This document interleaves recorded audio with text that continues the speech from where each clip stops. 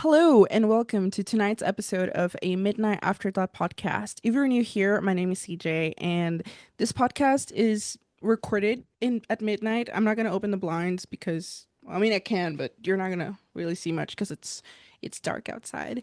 And I'm saying see much because it is a video recording episode today.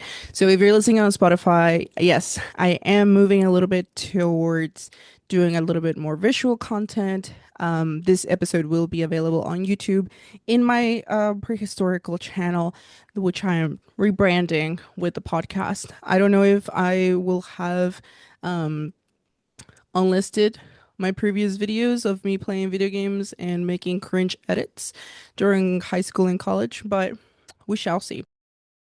Today's episode is going to be about pride. I had a different idea at first. I was going to actually let you know what the next four episodes were going to be about, and I was going to predict the ending for all of them because they're all media that I haven't consumed in the past. But it was going to be a very short episode, and I don't want to be wrong in public. So I said, you know what? Let me talk about something that I actually know a little bit on, and it's Pride Month. Like it's June 1st. I don't know when I'm gonna post this, but it's literally June 1st.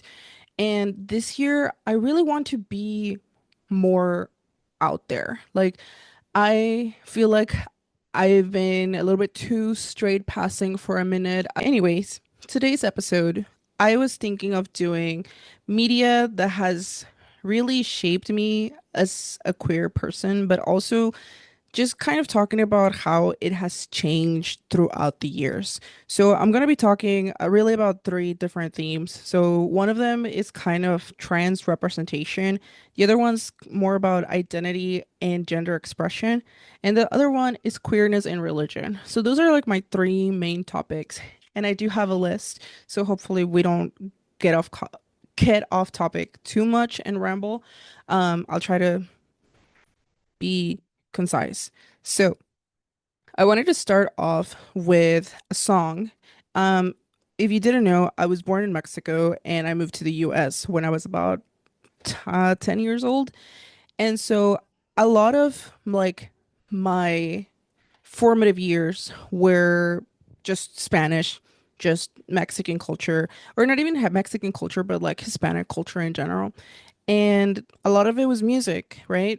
And so I wanted to talk about this song called El Gran Varon, which is from 1989.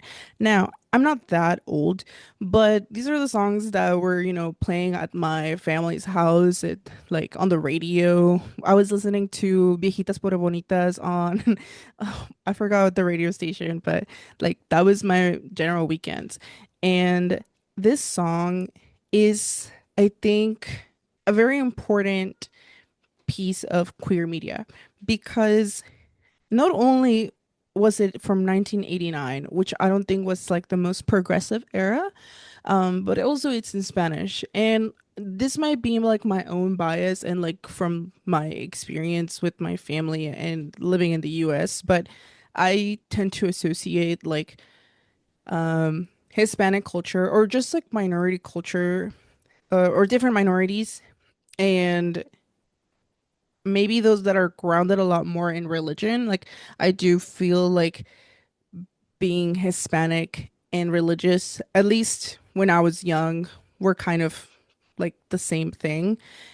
And so for a song to have been in Spanish and during that time talking about the queer experience, the story of a trans woman dying of AIDS and not being accepted by her family and dying alone at a hospital far away from loved ones, from anyone who could have cared about her.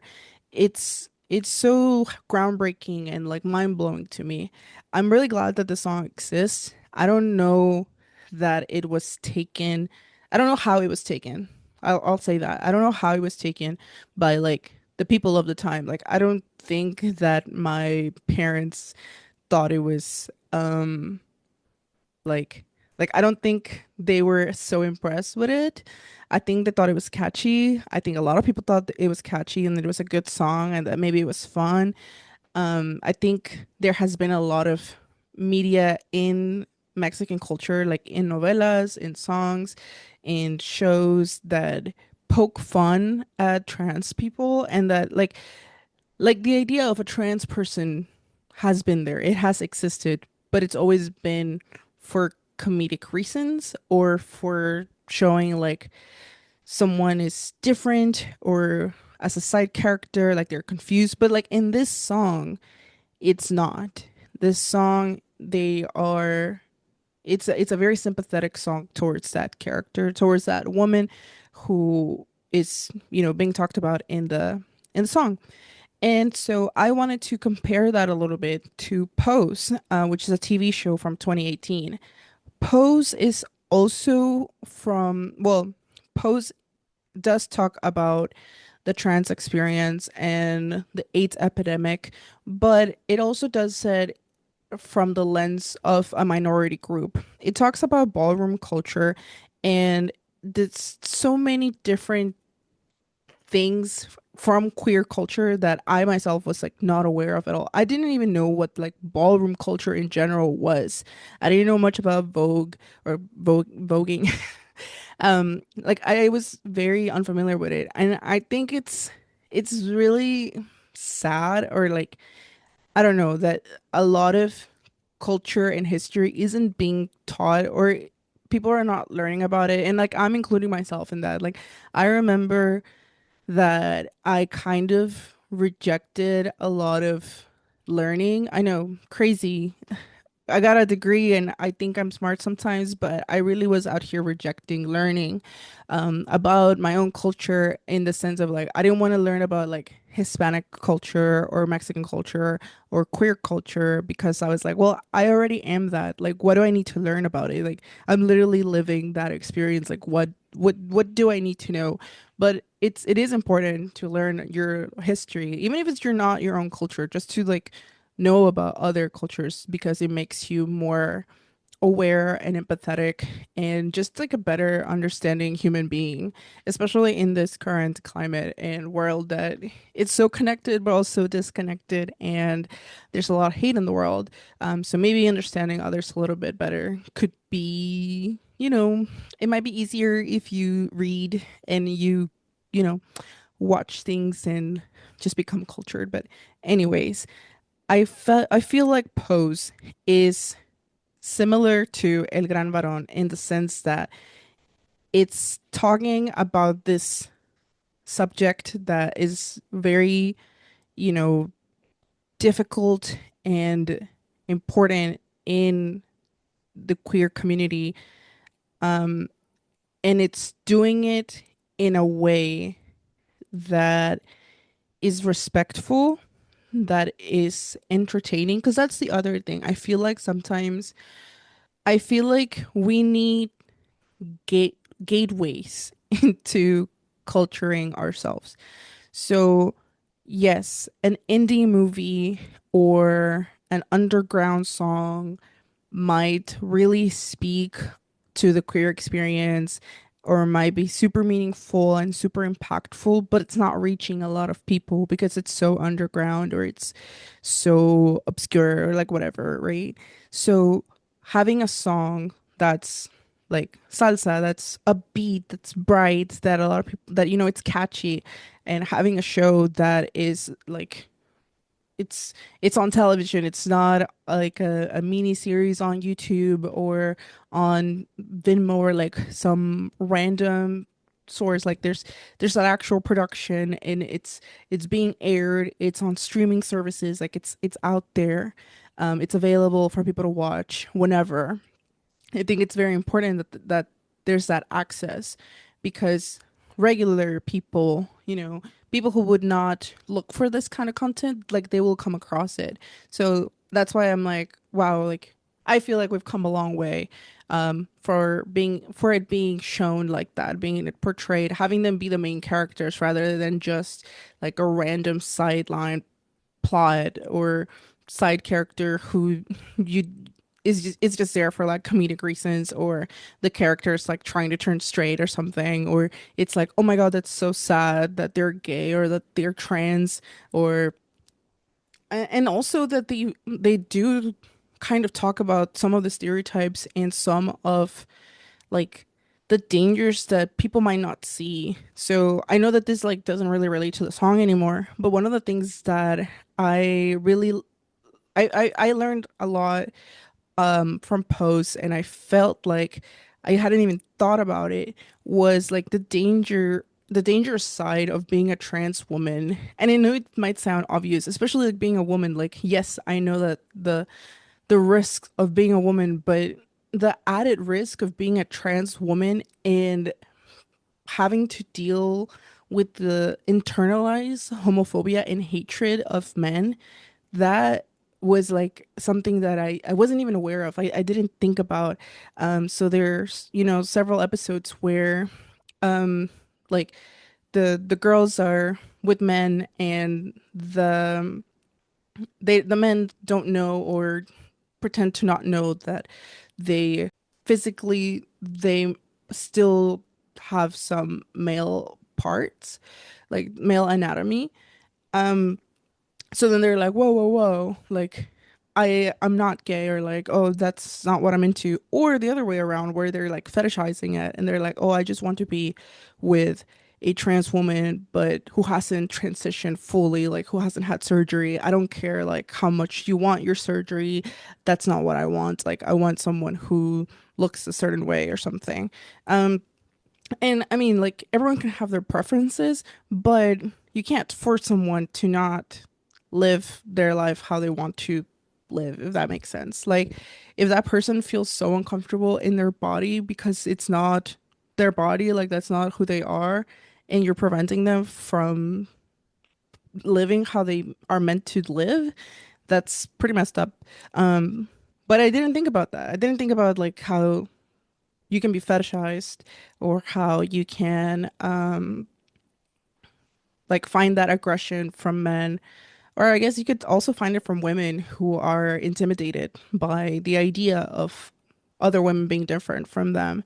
So anyways, that is to say that going from a Gran Varon from 1989 to Pose of 2018, I feel like we've come such a long way in trans representation. I really love to see that, especially because, like, during this time right now, trans rights are really, in peril. Like, people don't care about each other anymore. They think drag queens are destroying the children, when really it's other people who are, attacking the children and doing stuff in the restrooms. I don't think it's the trans woman that you should be scared of. But yeah, so I think that both of these pieces of media, being from a minority lens and being so grounded, is like really cool. I like that it's educational, that it's entertaining, but still true, that it tells the untold stories, and that's what I love about media, and one of the reasons why I love consuming it so much. I am a consumer. Um, but yeah, I really like these stories. And the next thing that I wanted to talk about was more about identity slash bisexuality slash gender expression. So the actual media that I want to talk about is a book called Pink from 2009, and Fear Street 1994, which is a movie that came out, I think maybe like 2020, 2021. I remember I watched it during COVID, and I know that it's based on books, which are older, but I'm only talking about the show that's on Netflix. So the book Pink is about a girl who goes to a different school and stops quote unquote being gay. And I think she used to dress kind of emo or like goth, like in black, and now she's dressing very girly and very in pink, and she's like trying to rebrand herself. And some of like the people from her past, aka her ex-girlfriend, they're kind of like, why are you reinventing yourself? Like, are you ashamed?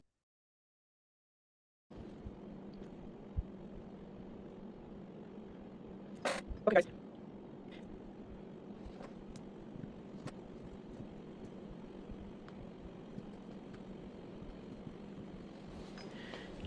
I don't know if there's gonna be like a weird switch right now or if their audio is gonna change because my computer said it stopped recording. It said you've been yapping too much. Um, so, anyways, I was talking about the book Pink and how it's about this girl who is essentially rebranding herself, changing her whole identity, and it's kind of like trying to reinvent yourself, right? Trying to like, oh, I don't want to be queer anymore. That's not for me. Leave that in the past. And I read that when I was in seventh grade, and it was so important to me at that time because that was my life. Not really, but kind of. It's what I thought it was going to be because I had soft launch me being queer in seventh grade. I was like, I think I might be bisexual. And I was not super confident on myself. Like I was really sensitive, I guess, to other people's reactions onto my identity and how they might perceive me. I went to an all-girls school, so already I was like, I'm a living stereotype. I I don't know, I feel like everyone already thinks I'm gay because I go to this school and now I might be. So that sucks. Like I don't like proving people right and like now they kind of were and I didn't even know it. But also because I had this idea that if even though like I'd never had a crush on any of my friends, but I felt like, oh my God, what if they think that I do? And what if they don't want to hang out with me or like they feel uncomfortable by like sleepovers or like, you know, talking in the restroom even though we're like three stalls apart or we're just washing our hands. Like I don't want to make them uncomfortable, like, and I don't want things to be weird, and it's just like a very confusing time because you're also going through puberty and like just like the usual like the more common stuff that's happening in your brain, in your body, in your mind, whatever. That was happening, and then you add the layer of like, oh, by the way, I'm also queer, and I have this like secret identity, essentially. So, anyways, I soft launched it, and then I took it back. I was like, actually, I'm not. I'm not one of them queers. I'm not bisexual. I'm straight. I go to church. I'm Catholic. I I'm straight. I'm just such a big ally, guys. I got confused for a second. So I kind of felt like the girl from the book a little bit, where it was like, let me rebrand myself a little bit. But also because of like the the gender expression of like, okay, let me be super girly now. Let me explore my femininity. And I think that that's something that it's like a canon event for a lot of people. The like the journey of self-expression and figuring out if if you're dressing a certain way because of what you think you should be dressing like because of your identity or if you actually like that. So what I mean by that is I don't know how many of you out there can relate, but when I started realizing I'm not fully straight, I was literally on Pinterest and Tumblr like gay aesthetic. What do the gays wear? What does a lesbian look like?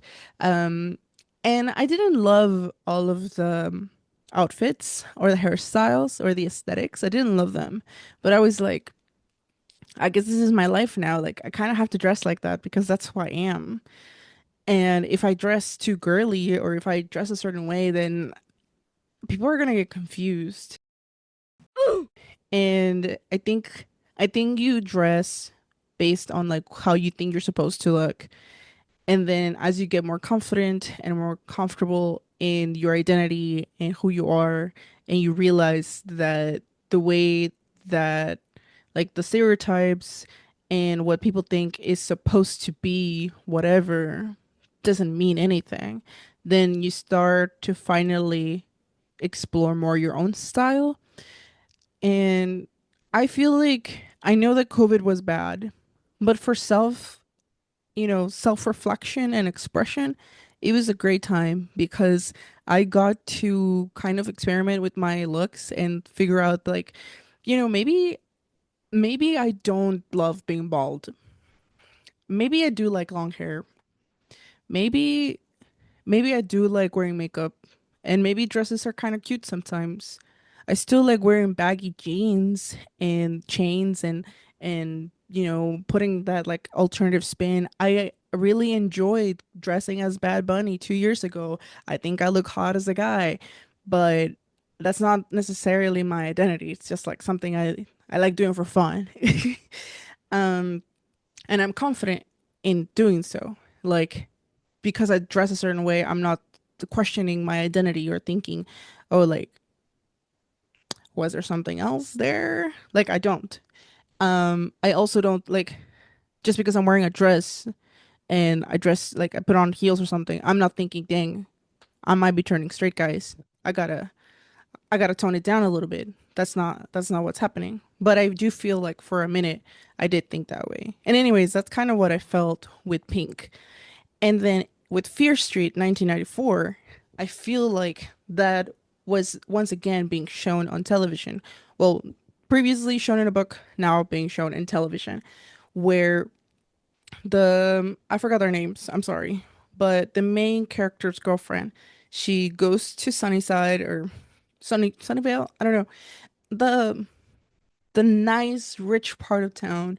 She goes over there and she now has a boyfriend. She is, I think she's a cheerleader. I can't believe she left her like hot girlfriend who's in band for some jock.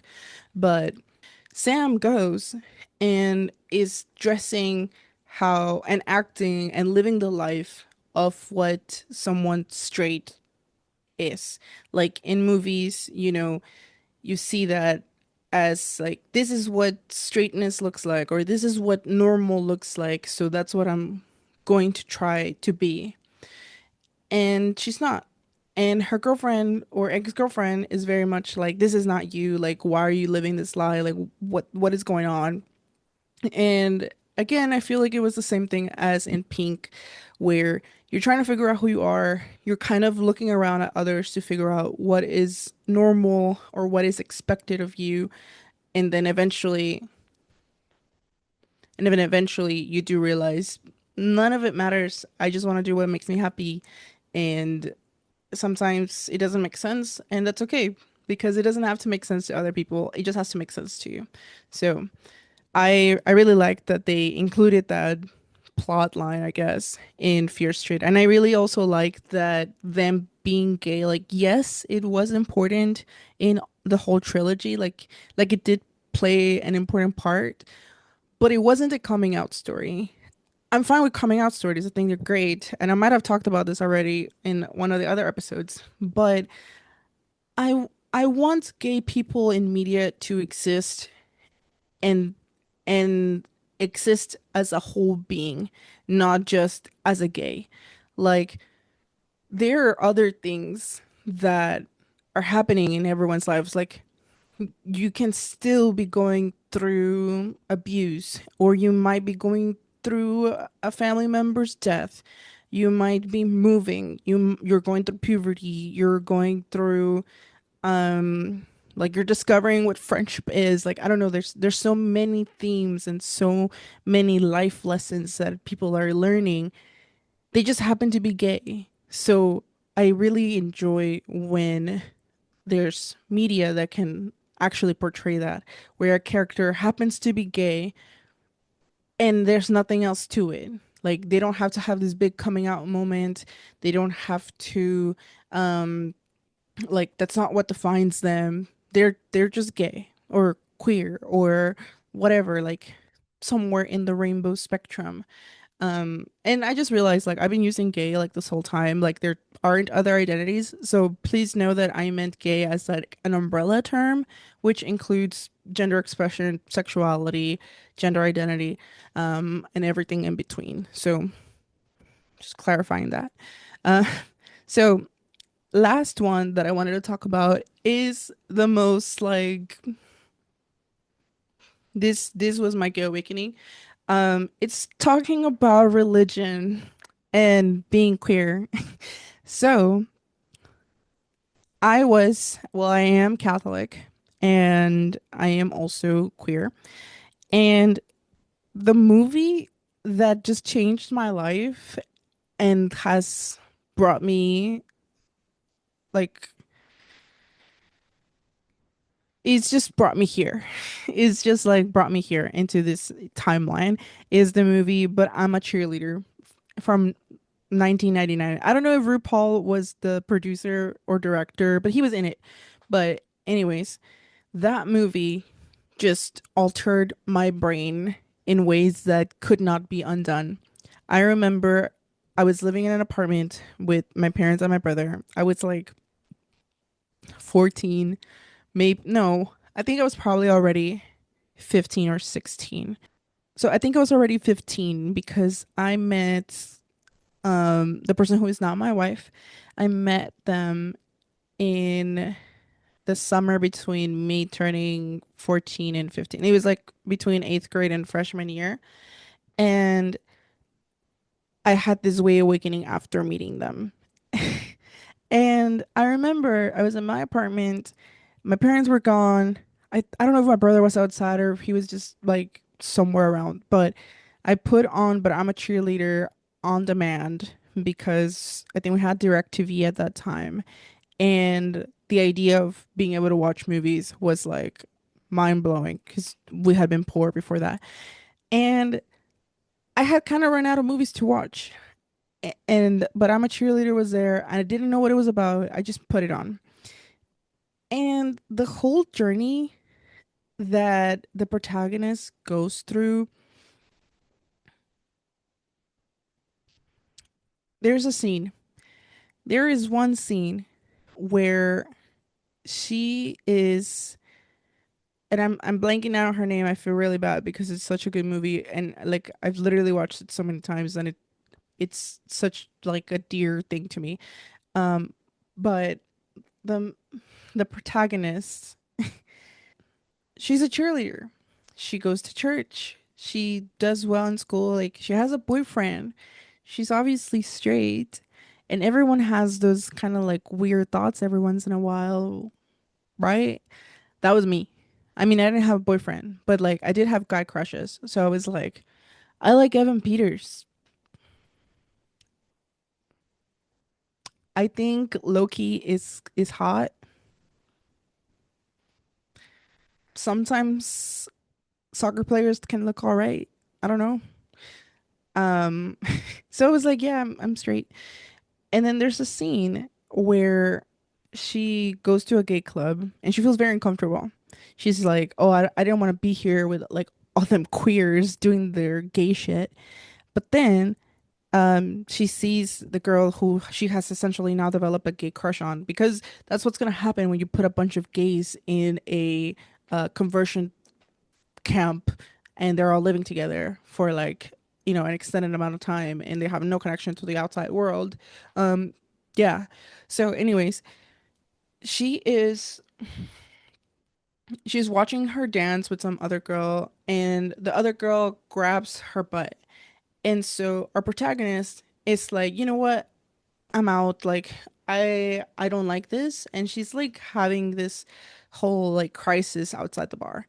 And so the girl who she has a crush on comes outside and she's like, "What's the big deal? Like, what's the problem?" And she confronts her about it. She's like, "Oh, so like what? You just wanted to come to this gay bar so that you could do your gay stuff with your gay girl?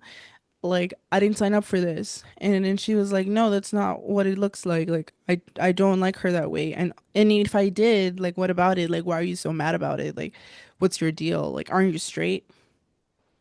Aren't you straight?" And she's like, maybe. And I think they end up kissing afterwards. I honestly blank out because it's such a private moment. I shouldn't be watching.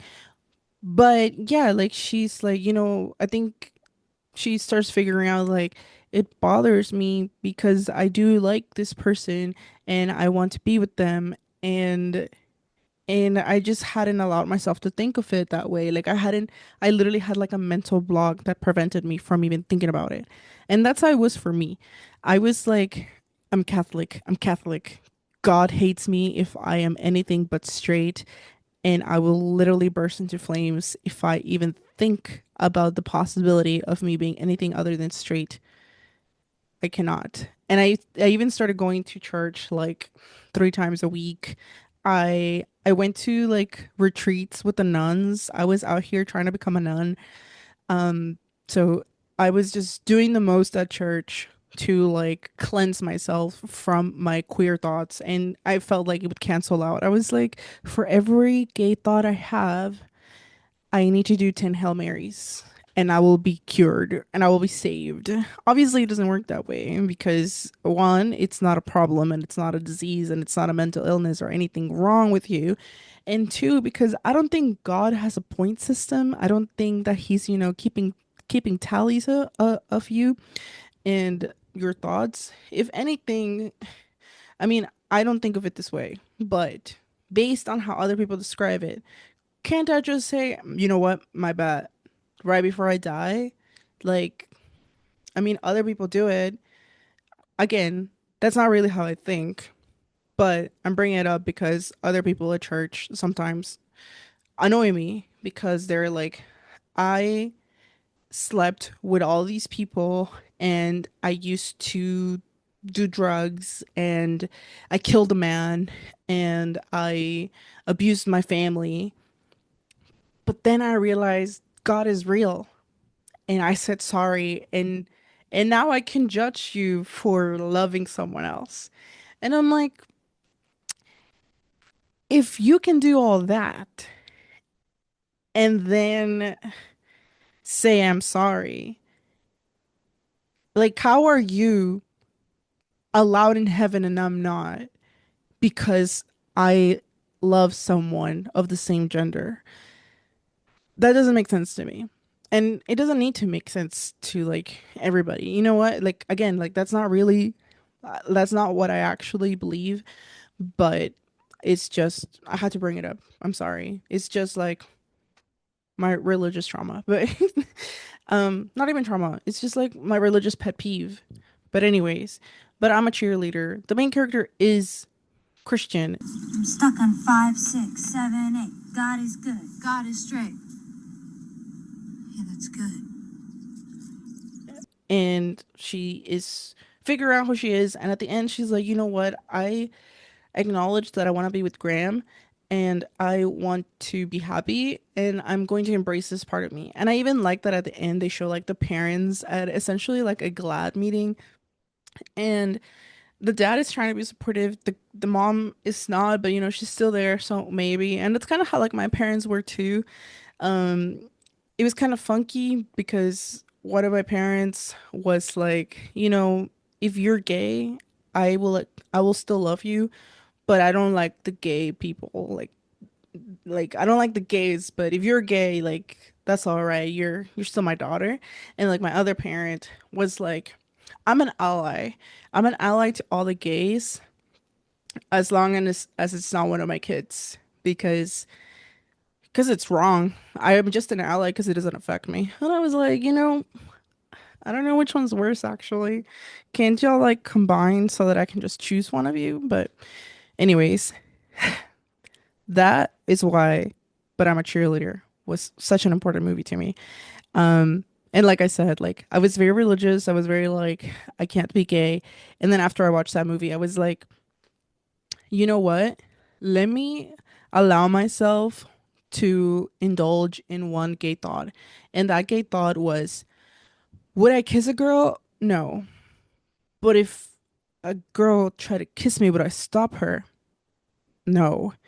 And then I thought more about it, right? And I was like, if it was this specific girl, would I want that to happen? And I was like, actually, yes.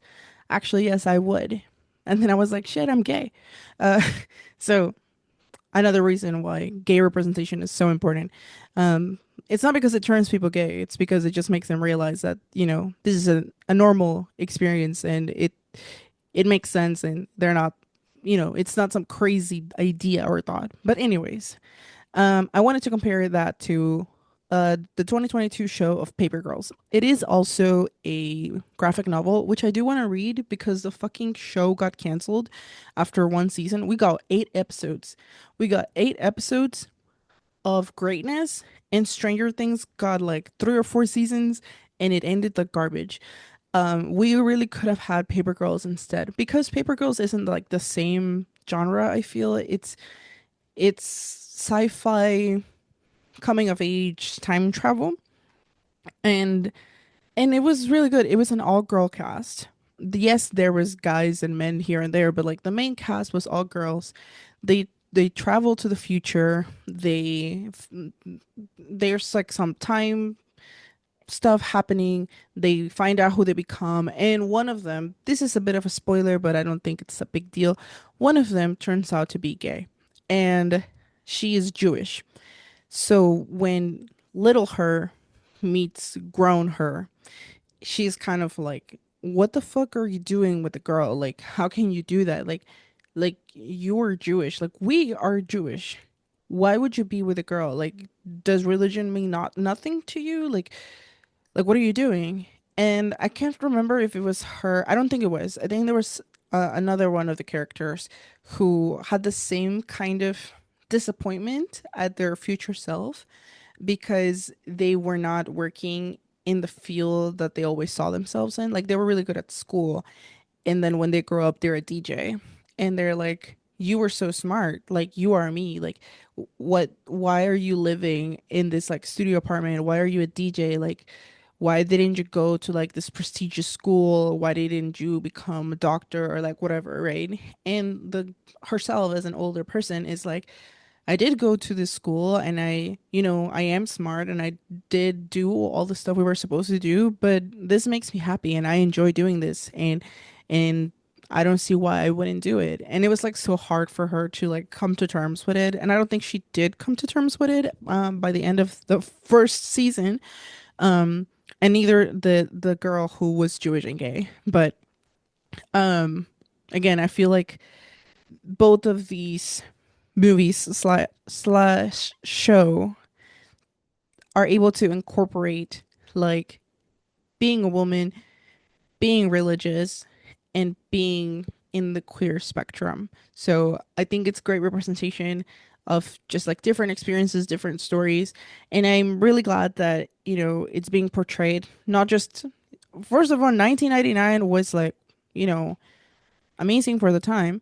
But also that it's still continuing, that new stories are being made even in 2022. Even if it got canceled, it's still there as a graphic novel, and there's still a lot of new media coming out. I know that I talked about Heated Rivalry in a previous episode, but there's also other shows that, have female protagonists and have, different stories that, people of color, the trans community, women, just different groups are being represented. And it's not like you have to choose one or the other. Like there's intersectionality, which is another thing that I really like that different shows and movies are touching on.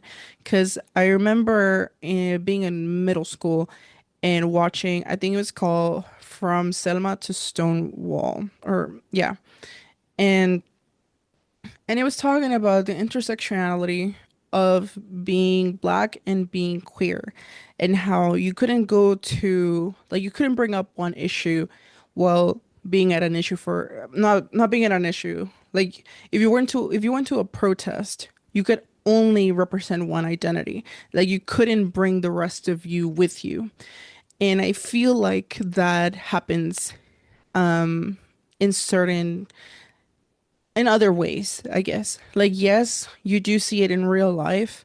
For example, you can become friends with someone and you're like, yes, women's rights. But then they're like, but not trans women, but not women of color. And it's like, I thought we were fighting for the same thing. And it's like, no. Or like, yes, we do acknowledge all these other types of women, but let's just focus on like the general idea of being a woman. Let's ignore all the other ways that being like how different your life is and like your perspective is. Like yes, it's still being a woman, but through a different lens. I don't know if I'm making sense. I don't know. But like for example, your experience being gay is going to be different from like based on your background and your culture, your religion, your like family life and I think that sometimes, like you're not going to get all of them. Obviously, like people are so complex, you're not going to get all of them represented. But it's nice when there's an attempt. It's nice that we get to hear different stories and we don't just hear the same one over and over again. And honestly, I feel like that's one of the reasons why I'm kind of like so over the coming out story that's being shown on like movies and TV shows. Again, I think they are good, especially for like younger audiences who are in their own journey of coming out.